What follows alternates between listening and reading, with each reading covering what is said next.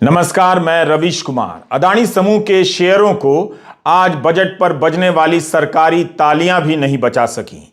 Mint ने खबर छापी है कि Swiss investment company Credit Suisse ने अदानी समूह के बॉन्ड पर रोक लगा दी है। क्या इस खबर का भी अदानी के शेयरों पर असर पड़ा है? एक तरफ संसद में बजट की घोषणाओं पर मोदी मोदी चल रहा था, दूसरी तरफ भारत के सबसे बड़े कॉरपोरेट घराने पर दुनिया के बाजार में सवाल उठ रहे थे। अदानी समूह के शेयरों में गिरावट की खबरें कोई सामान्य घटना नहीं है।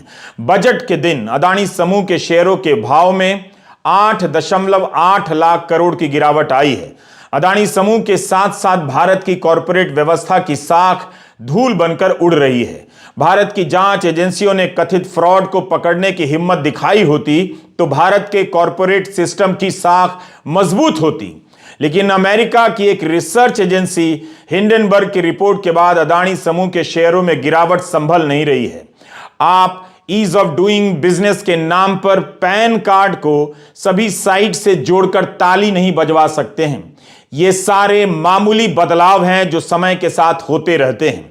सवाल है कि सरकार कब इस सवाल का सामना करेगी कि अदानी समूह पर लगे फ्रॉड के कथित आरोप उसकी व्यवस्था पर भी सवाल उठा रहे हैं।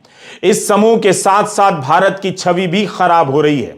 आज जब बजट पेश हो रहा था, शेयर बाजार में अदानी समूह के शेयरों के दाम गच्चा खा रहे थे।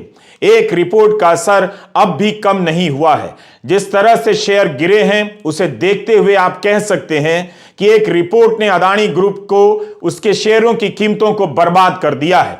दुनिया के नंबर 1 या नंबर 3 अमीर होने का खिताब भी चला गया है।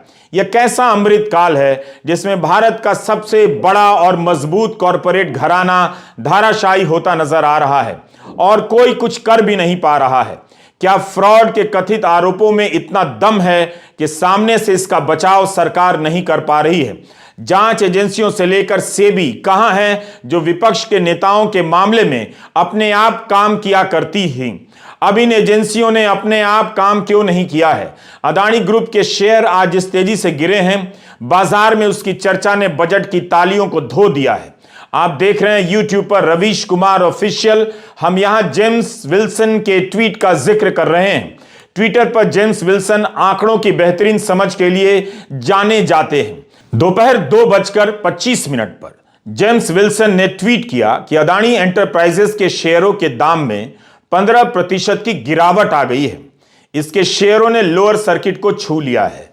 जब मार्केट में शेयर के दाम 2,528 रुपए प्रति शेयर के आसपास चले गए हैं, तो एफपीओ को 3,276 रुपए के भाव से खरीदने वाले लगता है कुछ ज्यादा ही स्मार्ट होंगे। इसके तुरंत बाद जेम्स विल्सन दूसरा ट्वीट करते हैं कि अब तो बॉम्बे स्टॉक एक्सचेंज भी दिखा रहा है कि अदानी एंटरप्राइजेस 20% नीचे चला गया है, 2,380 पर आ गया है। अब तो 3,276 रुपए में एफपीओ में पैसा लगाने वाले जमीन पर हंसते हंसते लोट पोट हो रहे होंगे। कल खबर आई थी कि फ्रॉड के कथित आरोपों के बाद भी अदानी समूह ने एफपीओ का टारगेट पूरा कर लिया है। जेम्स विलियम्स के कहने का मतलब यही है कि वो समझदार लोग सामने तो नहीं आ सकते, लेकिन इन शेयरों के नीचे जाते हुए उन्हें कैसा लग रहा होगा। इन लोगों ने अदानी समूह में तब पैसा लगाया जब उसके शेयरों के दाम गिर रहे थे। 2:25 के ट्वीट के बाद जेम्स विलियम्स 2:51 पर फिर से ट्वीट करते हैं और लिखते हैं कि यह वाकई तबाही है, कैटेस्ट्रोफ है। इस चार्ट में दिखाया गया है कि अदानी एंटरप्राइजेस के शेयर 25% गिर गए हैं। 743 रुपए 45 पैसे की गिरावट आ गई है। एक शेयर का दाम 2,230 रुपए 45 पैसे हो गया है। इस समय जेम्स शेयरों का एक चार्ट भी ट्वीट करते हैं कि बाजार बंद होने में 40 मिनट बाकी हैं और अदानी पोर्ट के शेयरों के दाम भी 20% नीचे आ गए हैं। अदानी पोर्ट का एक शेयर 490 रुपया टूटा है। दोपहर 3 बजे अदानी एंटरप्राइजेस का शेयर 30% नीचे चला जाता है। अंबुजा सीमेंट के शेयरों के दाम में 16.5% की गिरावट आती है। एसीसी सीमेंट के शेयरों में 10% की गिरावट आती है। ये कंपनियां भी अदानी की हैं। इस चार्ट में बाकी 3 कंपनियों के शेयर 4 से 9% तक गिरे हुए दिखाई दे रहे हैं। इस तरह शेयर बाजार से अदानी ग्रुप के शेयरों के गिरने की खबरें आती रहीं। लोग सांसें रोक कर देखते रहे कि यह हो क्या रहा है। एक दिन पहले अदानी ग्रुप के एफपीओ को सफल बताया गया और उसके अगले दिन भी हिंडनबर्ग के हमले से अदानी ग्रुप संभल नहीं सका। 31 जनवरी को यह तस्वीर जारी की गई। गौतम अदानी ने ट्वीट किया। इस तस्वीर में गौतम अदानी इजराइल के प्रधानमंत्री नेतन्याहू से हाथ मिला रहे हैं। भले ही वे यह बताना चाहते हो कि उनका बिजनेस सामान्य तरीके से चल रहा है, उन्हें एक नए बंदरगाह पर काम करने का ठेका मिल गया है, लेकिन सब कुछ ठीक हो जाएगा का दावा करने वाली यह तस्वीर अगले दिन यानी 1 फरवरी को किसी काम नहीं आई। बाजार की भाषा में कहा जाने लगा कि अदानी के शेयर ब्लीड कर रहे हैं, यानी खून बह रहा है। दरअसल अदानी के शेयर ब्लीड नहीं कर रहे हैं, बल्कि दुनिया के बाजार में भारत की छवि ब्लीड कर रही है। दुनिया हंस रही होगी कि हमारा सिस्टम कैसा है। क्या इसी तरह कोई कॉरपोरेट इतना बड़ा हो जाता है कि एक रिसर्च कंपनी रिपोर्ट जारी करती है और उसके शेयर बाजार में धूल चाटने लग जाते हैं। आज एक समय तो अदानी एंटरप्राइजेस 30% तक नीचे गया। बाजार के बंद होते होते 28.20% नीचे आ गया। अदानी पोर्ट 19.18% नीचे गिरा। अदानी टोटल गैस के शेयर 10% नीचे आए। 24 जनवरी को हिंडनबर्ग की रिपोर्ट आई थी। तब से अदानी समूह की कंपनियों के शेयर गिरते ही जा रहे हैं। इंडिया टुडे ने एक चार्ट जारी किया है कि एक सप्ताह के भीतर किसी के शेयर में 40% की गिरावट देखी गई है तो किसी के शेयर में 50% की। भारतीय जीवन बीमा निगम भले कह रहा हो कि उसकी कुल संपत्ति का 1% भी अदानी समूह में नहीं लगा है, लेकिन अदानी समूह के साथ साथ उसके शेयर भी गोते लगा रहे हैं। आज बाजार बंद होते होते एलआईसी के शेयरों के दाम में 8.40% की गिरावट दर्ज हुई और भारतीय स्टेट बैंक के शेयर भी 4.72% गिरे हैं। अदानी के शेयरों में हाहाकार मचा हुआ है। आज भी सेबी का सार्वजनिक बयान नहीं आया है। ऑफ रिकॉर्ड बातों का कितना भरोसा किया जा सकता है? हम इन मामलों के विशेष जानकार नहीं हैं, इसलिए बिजनेस चैनलों की रिपोर्टिंग का भी सहारा ले रहे हैं। सीएनबीसी ने रिपोर्ट किया है कि अदानी के शेयरों के कारण बैंकों के शेयर भी लुढ़कते जा रहे हैं। बैंक ऑफ बड़ौदा का शेयर 9.98% गिरा है। पंजाब नेशनल बैंक का शेयर 5.98% गिरा है। भारतीय स्टेट बैंक का शेयर 6.41% गिरा है। इनमें से कईयों के शेयर काफी गिरे हैं। इनका पैसा किसी न किसी रूप में अदानी समूह में लगा है। वहीं दूसरी तरफ प्राइवेट बैंकों में आईसीआईसीआई और एचडीएफसी के शेयरों के दाम ऊपर ही चढ़े हैं। एलआईसी के प्रबंध निदेशक राजकुमार ने मीडिया से कहा है कि 1-2 दिन में अदानी समूह से सवाल करेंगे। क्या सवाल हो गया है, क्या जवाब आ गया है, क्या यह सब पब्लिक को बताया जाएगा? एलआईसी के प्रबंध निदेशक का बयान छपा था कि अभी इतनी बुरी हालत नहीं है कि अदानी समूह से अपना निवेश निकाल लिया जाए। आखिर कब तक एलआईसी इस झटके को बर्दाश्त करेगी? तकनीकी रूप से देखें तो एलआईसी ने अदानी ग्रुप में जितना निवेश किया है उसमें गिरावट तो आई है, मगर अभी तक घाटा नहीं हुआ है। आप कह सकते हैं कि जो फायदा हुआ था वो घटा है। मोदी सरकार के 8 साल के दौरान अगर किसी कॉरपोरेट ने तरक्की की है तो उनमें अदानी समूह अव्वल होगा। अदानी समूह ने अंबानी समूह को कब पीछे छोड़ दिया, अब किसी को याद नहीं। चारों तरफ अदानी की ही चर्चा होने लगी, लेकिन हिंडनबर्ग की एक रिपोर्ट ने अदानी के साम्राज्य में सेंध लगा दी है। अदानी दुनिया के तीसरे नंबर के सबसे अमीर के पायदान से खिसकते हुए 10वें स्थान पर आ गए हैं।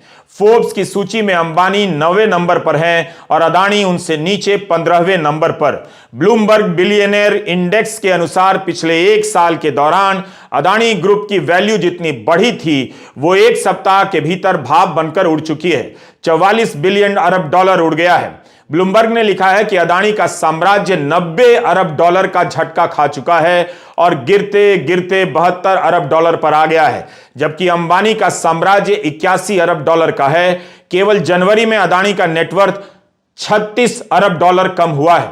यह एक रिकॉर्ड के समान है। हमें नहीं पता कि इस गिरावट का अदानी समूह पर क्या असर पड़ रहा होगा या यह समूह कितनी जल्दी खुद को इस संकट से उबार लेगा। पिछले दिनों गौतम अडानी ने कहा था कि उन्हें रैंकिंग और नंबर से कोई फर्क नहीं पड़ता है, उन्हें चुनौतियां पसंद हैं। क्या वे इस चुनौती को पसंद कर रहे हैं? जिस तरह से उनकी रैंकिंग गिरी है, अगर वे वापस दूसरे या तीसरे नंबर पर पहुंचेंगे तो वो भी अपने आप में एक बड़ी घटना होगी। मगर इस वक्त नहीं कहा जा सकता कि जो हो रहा है वो मीडिया हाइप से हो रहा है। इस समय जो भी हो रहा है वो हिंडनबर्ग की रिपोर्ट के कारण होता लग रहा है, मीडिया हाइप से नहीं। अडानी समूह पर फ्रॉड के गंभीर आरोप लगने के बाद शेयरों के दाम गिरने शुरू हुए हैं। 413 पन्नों में हिंडनबर्ग की रिपोर्ट का जवाब दिया गया है, उसे फ्रॉड बताया गया है, दुर्भावनापूर्ण बताया गया है। इसके बाद भी बाजार की दुनिया में अडानी के शेयरों की बर्बादी रुक नहीं रही है। हम इन विषयों के जानकार नहीं हैं, इसलिए काफी संभल कर पेश कर रहे हैं। हम अपने कार्यक्रम के जरिए आपके निवेश के फैसले को कतई प्रभावित नहीं करना चाहते हैं। अब पहले एक वीडियो में हमसे समझने में चूक हो गई। हमने कह दिया कि क्या अडानी ग्रुप के लिए लोअर सर्किट को 20 से घटाकर 10% किया गया है, लेकिन बाद में पता चला कि यह एक सामान्य प्रक्रिया है। ट्विटर पर कालिदास नाम के एक हैंडल ने बताया कि यह सामान्य रूप से होता है। कालिदास जी का शुक्रिया। इस तरह से कोई चूक हो रही हो तो जरूर बताइए, हम सुधार करेंगे। अब आगे बढ़ते हैं। केवल शेयर बाजार में अडानी के शेयर नहीं गिर रहे थे, स्विट्जरलैंड से आने वाली खबर भी परेशान कर रही थी। न्यूज वेबसाइट मिंट की खबर से भारत को भी चिंतित होने की जरूरत है। लाइव मिंट ने लिखा है कि स्विट्जरलैंड की निवेश करने वाली कंपनी क्रेडिट स्विस ने अडानी समूह के बॉन्ड को स्वीकार नहीं किया है, वो स्वीकार नहीं कर रही है, जिससे संकेत मिलता है कि हिंडनबर्ग की रिपोर्ट के बाद अडानी ग्रुप के वित्तीय मामलों पर नजर रखी जाने लगी है। क्रेडिट स्विस ने अडानी ग्रुप के नोट्स पर 0 लेंडिंग वैल्यू तय कर दिया है। अंग्रेजी में यह बात इस तरह से लिखी गई है, हम दोहरा रहे हैं ताकि अनुवाद में हमसे कोई गलती ना हुई हो। The Swiss lenders private banking arm has assigned a 0 lending value for notes sold by Adani Ports and Special Economic Zone, Adani Green Energy and Adani Electricity Mumbai Limited, Bloomberg agency reported. इस report में यह भी लिखा है कि बाकी bank Adani को loan दे रहे हैं। यूरोप के 2 बैंकों ने अपने फैसले में कोई बदलाव नहीं किया है। 31 जनवरी को अडानी समूह के एफपीओ को लक्ष्य से ज्यादा सब्सक्राइबर्स मिल गए। मीडिया में छपा है कि भारत की घरेलू संस्थाओं ने इसमें निवेश नहीं किया, म्यूचुअल फंड ने निवेश नहीं किया। इसका उदाहरण देकर ट्विटर पर सवाल उठाया जा रहा है कि इन सब का दूर रहना बताता है कि हर किसी को भरोसा नहीं है। बिजनेस स्टैंडर्ड में सामी मोदक की रिपोर्ट छपी है कि अडानी ग्रुप ने 20,000 करोड़ रुपए जुटा लिए हैं। अखबार लिखता है कि अडानी एंटरप्राइजेस के शेयरों के दाम बाजार में गिर रहे थे, लेकिन एफपीओ को 1.12 गुना ज्यादा सब्सक्राइबर मिले हैं। 16,000 करोड़ का निवेश मिल गया है। इसमें से 60% bid high net worth individuals HNI का है। इन लोगों ने अपने पारिवारिक फर्मों के जरिए निवेश किया है। ध्यान रहे, यह सूत्रों के हवाले से छपी हुई खबर है। बिजनेस स्टैंडर्ड ने लिखा है कि खुदरा निवेशकों ने उतना उत्साह नहीं दिखाया। रिटेल निवेशकों ने 12% ही सब्सक्रिप्शन लिया है और 3 दिनों तक एफपीओ में किसी घरेलू वित्तीय संस्थाओं ने हाथ तक नहीं डाला, म्यूचुअल फंड ने हिस्सा तक नहीं लिया। क्या इसे इस तरह से देखा जा सकता है कि म्यूचुअल फंड वालों को अडानी समूह में यकीन नहीं रहा? हम इसे सवाल के तौर पर रख रहे हैं। जैसा कि हमने कहा, मार्केट की कई बातों के तकनीकी पहलू को हमसे समझने में चूक हो सकती है, लेकिन बाजार के लोगों से चूक नहीं हो रही होगी। अगर किसी का अडानी समूह के शेयरों में विश्वास नहीं रहा तो वह दिल का मामला नहीं लगता, दिमाग का होगा। एक खबर और है, अडानी ग्रुप के कारण भारत अब मार्केट कैपिटलाइजेशन के मामले में चोटी के 5 देशों से बाहर हो गया है। भारत अब 6ठे स्थान पर आ गया है। गोदी मीडिया ने अपना गियर बदल लिया है। वो हर उस खबर की तरफ भाग रहा है जिससे वो अडानी ग्रुप पर रिपोर्ट करने से बच जाए। इसलिए हम जहां जहां जो भी छप रहा है उसे एक जगह जमा कर दे रहे हैं ताकि हिंदी के दर्शक इसे देख सकें और समझ सके कि किन बातों को विस्तार से नहीं बताया जा रहा है। यह भी बिजनेस स्टैंडर्ड की खबर है, शौकत दास की। इसके अनुसार सेबी ने रेटिंग एजेंसियों के साथ अदानी फर्म को लेकर चर्चा की है। यह खबर भी सूत्रों के हवाले से छपी है। अभी तक सेबी ने सार्वजनिक रूप से कुछ नहीं कहा है। रेटिंग एजेंसी क्रिसिल ने सेबी के सामने अदानी समूह को लेकर प्रस्तुति दी है। कमाल है, ये रेटिंग एजेंसियां जब भारत की स्थिति खराब बताती हैं तो सभी 2 मिनट के भीतर इन्हें खारिज कर देते हैं। इनके फॉर्मूले को गलत सलत बताने लगते हैं। अब अदानी समूह के मामले में इन्हीं से कहा जा रहा है कि प्रस्तुतिकरण कर बताइए कि क्या मामला है। खैर, ये सब सूत्रों के हवाले से छपी हुई खबरें हैं। ऐसे समय में सारी बातें ऑन रिकॉर्ड होनी चाहिए। बाजार के जानकार आज 2 जगह पर सक्रिय दिखे। उनकी नजर बाजार पर थी, शेयर मार्केट पर, और उंगलियां व्हाट्सएप में। सब स्क्रीनशॉट लेकर भेजने में लगे थे कि देखो देखो अदानी के शेयरों का क्या हाल हो गया है। मार्केट के लोगों का ध्यान बजट में कम, अदानी के शेयरों पर ज्यादा लगा हुआ था। फ्रॉड के आरोपों के बाद यह हाल हो जाए अच्छा नहीं है। अब कोई जांच एजेंसी जांच नहीं कर रही है। अगर यह भारत पर हमला है तो लगता नहीं कि हमले का जवाब दिया जा रहा है। अदानी ग्रुप इस हमले का फिलहाल सामना नहीं कर पा रहा है। आगे जब कर पाएगा तब देखेंगे और बताएंगे। लेकिन आज का हाल बुरा रहा। नमस्कार, मैं रवीश कुमार।